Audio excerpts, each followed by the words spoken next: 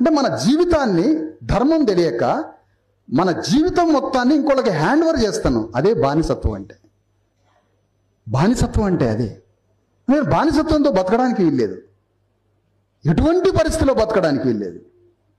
ధర్మం తెలిసిన వాడు బానిసత్వంతో బ్రతకడు. ఎందుకంటే తన శిరస్సు మీద వాక్యమే యజమాని అయింది కాబట్టి. మన శరీరం మీద యజమాని మటన్ ఇచ్చి రావాల్సిందే ఈరోజు. ఇప్పుడు యజమాని ఇదే కూర్చున్నది,